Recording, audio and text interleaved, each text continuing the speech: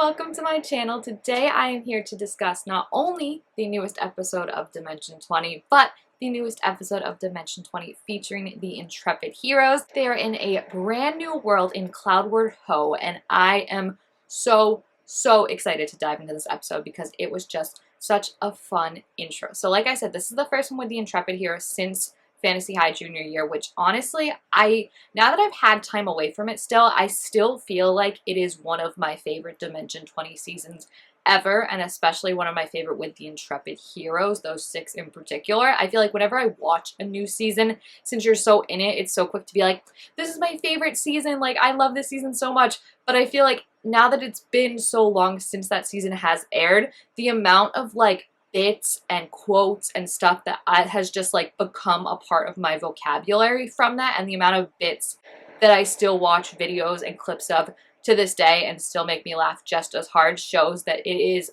definitely one of my favorite ones and stands the test of time. So this one I've been really interested in, not only because like it is the first time we're reuniting the 6, but also like I said, because it's a brand new world, a brand new setting, and it's always just so fun to see what they're going to come up with in their characters. This was also already teased as the steampunk season, like they said, we're doing steampunk, baby, and steampunk is one of my, I don't know how to phrase it correctly, but like one of my favorite least viewed genres, if that makes sense. Like I don't watch a ton of steampunk, but I really love the idea of it, and like the fashion and the whole vibe of it is just very cool. Like my favorite Assassin's Creed game I think was like, I think you could argue like steampunk themed. There was also this series that I loved growing up. I can't remember what it was called, but it was like about like a girl who would go to like this school that trained finishing girls, but then like she wanted to be like more of an adventurer and everything, and I just remember like reading about like dirigibles for the first time, and all that was just so cool. And I think I'm not, weirdly enough, like I'm not a sci-fi person. Like I don't love like when it's like, oh, I've got this laser blaster gun and all this like sci-fi stuff, but if you put like this tech and make it like old-timey and rusty and steampunk, I like it.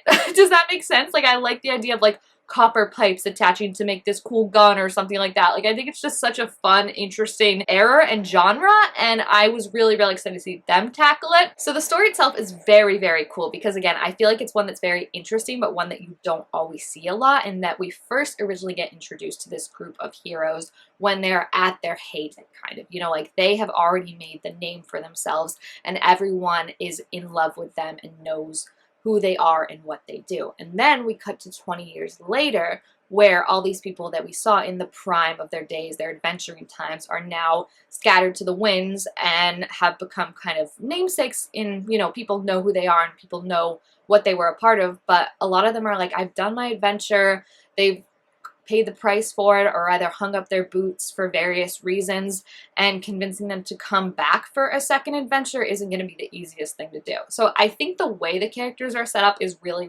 great, and I actually really love the introduction of it, even though it wasn't necessarily like everyone got equal time to introduce their characters in this episode, but it felt more organic in setting the way of like these characters weren't just necessarily going to be like, yeah, I'll go back on an adventure for the ones that had already done it. So it felt like you really needed to put in that time and that effort to convince them that this was worth coming back for. So I think that's why like spending so much time with Maxwell in the beginning and Murph's character and setting up the idea of what this family legacy means to him and why he is so insistent on going on this hunt for not only Humphrey McLeod but looking for Zod makes so much sense. Then of course I think we got one of my favorite characters already. Honestly, I love them all, but I really liked Allie's character, Elethra. I think she was just so fun, and I just like the idea, like Allie described it perfectly, of it's like when you have someone that's like wild and adventurous for your grandma, and then it kind of skips a generation, and then you inherit that, and your parents are all just about like safety and security and not doing any of that, and you're just like biting at the bit to get out and go live up to this legacy that you've heard of. I just really was attached to that character. And again, I think pairing up Maxwell with her right away was really smart, because you've got the two people who, yeah, they were kind of around for the adventure we saw them, but they were 9 and a baby, so they don't really remember a lot of it. They didn't actually do like the adventures and experience the more dangerous aspects of it. So I think that's what we're going to see start to develop in the later episodes is see how, like, the seasoned veterans know the cost you kind of pay, not only in terms of danger, but in just maybe not having roots, not seeing your family a lot, stuff like that. Whereas these two, it's all just kind of new and shiny to them because they're coming in bright-eyed and bushy-tailed as new adventurers. And I think it's just a fun dynamic to have those two kind of who haven't experienced this before and are just so excited to get going versus the people who have done this before and are kind of either over it, done their time, or traumatized from it, like we saw with Emily's character. I think there was almost something just kind of like Journey to the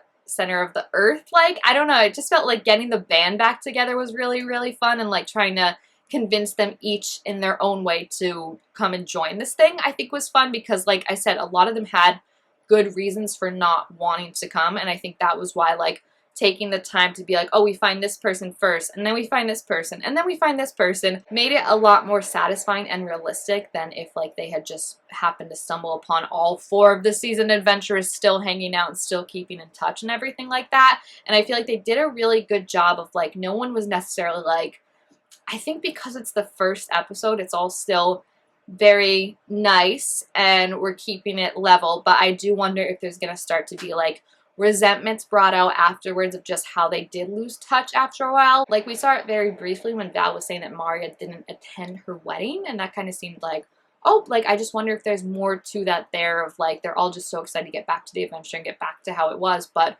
first of all, their main leading person, Comfrey, is missing, gone, presumed dead, so that's going to change the dynamic. You've got 2 people who have never been on an adventure before, so that's going to change the dynamic, and I think it's just kind of like, you can't go back, right? So it's like, yes, maybe it'll remind you of your old adventuring days, but it's going to be something new, and they're not the same people they were. I mean, we saw it with Maria, how she has this whole revenge, has been traumatized, feel like her covenant with the sky has been broken, and she can't be a captain anymore. We saw it with Val, who I think, again, was like cool to go, but was kind of like, oh no, I have my own thing here, like I don't really want to be doing that. So I just think it's going to be interesting to see how that kind of reflects and changes their characters, as they're not these, like, I say young whippersnappers. I know Zach's character was still like 60 when this was happening, but even then he's gone through like a divorce instead of just being with like the love of his life. Like, they broke up, so that's obviously going to change things, and I think it'll just be interesting to see their versions of who they think Comfrey of, and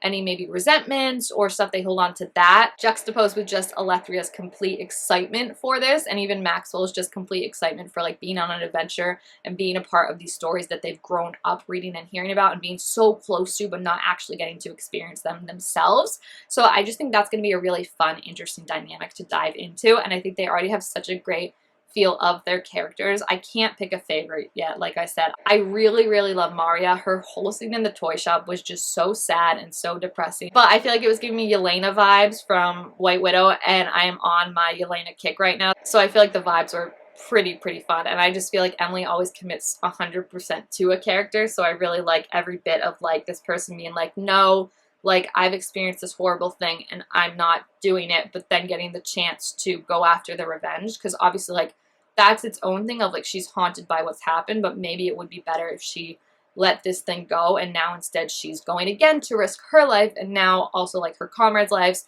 and everything like that, to try and get this beast that last time she saw killed everyone she knew except for her. So I think that's going to be an interesting development to see how that goes, and who potentially, if anything, is aligned with that, or if it really is just this beast. The way they were describing the vertex thing that they have to go through, to me, sounded a lot like the Bermuda Triangle, of, like, where just, like, planes go missing, there's weird weather phenomenon, people go missing, stuff like that. So I don't think it's that far along to be like, oh, this is some type of cryptid in this world or something like that that no one has seen. In D&D, a lot of times you're seeing people with these really sad, tragic backgrounds, and it was really nice for everyone, I think, but Daisuke. And I mean, we didn't see a lot of Montgomery, but he definitely had people around him, but it was nice to see that everyone kind of had a person in their lives that was important to them. I guess as I'm saying that, I also realized for Maxwell, I'm now referring to Wheelwell, which is wild to say, but yeah, I just like that they all kind of had someone that's still in their corner, because then it also makes sense of, like, why they wouldn't just be ready to be like, yeah, let's go back on an adventure. Like, they have people that love them and things to stay for, instead of just, like, risking your life for glory and honor, which they kind of have already gotten the heroic stuff. So I think it's just a really fun dynamic, like I said, of having these two characters who haven't adventured before, just had the idealistic version of it and have heard all the great parts of the story and not the scary bad parts, and then these people who have seen it and have been through it and know kind of like what it's going to be like, but also don't know what it's going to be like because we're going to this place that's literally so unknown and you don't know what is in store for you. I love Bert with my whole heart. He sings karaoke alone. Only he sings on Mondays, and I'm worried that they took him, but I'm also very grateful that they took him because I think he's so funny. I just have a bad, like, the way that Brennan was just like, oh, like, Bert was like, oh, I can stay or I can go, whatever you want. I was like, I feel like this is him being like, bad things will happen to Bert if you take him, but if you want to take him, that's on you. And I am just so nervous with that. I'm not really getting the vibe that this is like a kind of Crown of Candy thing where it's like they're going to be losing characters, but that's an NPC, so you never really know. I think it's a really fun adventure time right now, and I think that's what I'm like so drawn to about it. I also love, can I just say, Daisuke is giving me such the ghoul vibes from Fallout, and I feel like it's a little bit of like, Zach just with his characters is always such a wild swing. It's never what I think it's going to be. And I feel like not since Skip has a character been this wild to me for a Zach choice. Like, I just think he's so funny the way he talks. And I feel like it definitely gives that like dystopian cowboy kind of vibes, but in this it's more steampunk cowboy kind of vibes, and just like rocking up and being like, well, well, well, what do we have going on here? Like, I just think it was so fun. I also really, really, really loved Vanellope. I think Siobhan was made for a steampunk season, not only in terms of wardrobe, but just in the energy she brings to it. I think she was so funny running that pirate bar and just being like, hey, I have the love of my life and like, I'm good, but then being like, oh, I can't say no. And again, I just like the development of seeing the friendships since they have already been established, but we're just kind of learning them. So I really like how Mario was like, I can't fly this thing, and like, this whole crew sucks. Like, they're gonna get us all killed and we will not make it if this is who we have, so I need Val. And then how they got Val, and then they realized like, now Montgomery's missing, so like, we've got to go get Montgomery to make it a full set. And I just think that was really cute. And the whole time with Ethelra just like talking about like the books and everything and being so starstruck by them was really, really cute, because it's basically me if you like put me on an adventure with these guys, right? Like, if you put me with Ali, Zach, Siobhan, all of them, I'd be like, oh my god, because I'm a big fan of like trying to play it cool. So it just feels like fun to watch that and understand that from that point of view. I also like the bit that we have going of Maxwell just like crapping on Montgomery's later books, and Montgomery not even being able to come until like the latter end of the episode, and Lou being like, I am already such on the defense because you just keep crapping on my books and my later books. And I just think it's a really funny character choice. I also like Maxwell because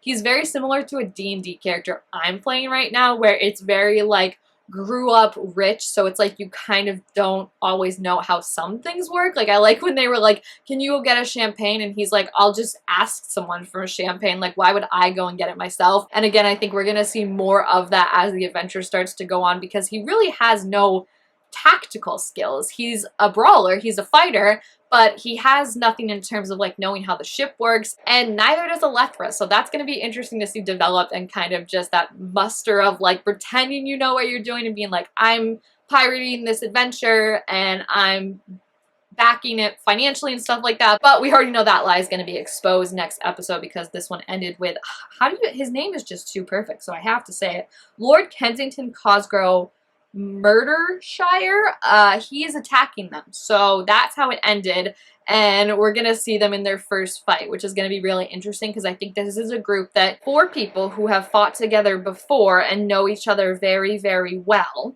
And then you've got these 2 people who have never really been in fights like this at all, so it'll be interesting to see the time it takes them to gel and everything like that, and if they can get back into fighting, or if they're just gonna be like arguing over each other and everything. So I'm really excited to see how it's going to go, and I just think this was such a fun opening to the season, and it's always just so fun when the Intrepid Heroes are back. And not only that, but playing new characters that you get to fall in love with. So I really, really liked the first episode, and I'm so excited to hear your thoughts on it. I have like no theories right now other than that I think Comfrey is dead.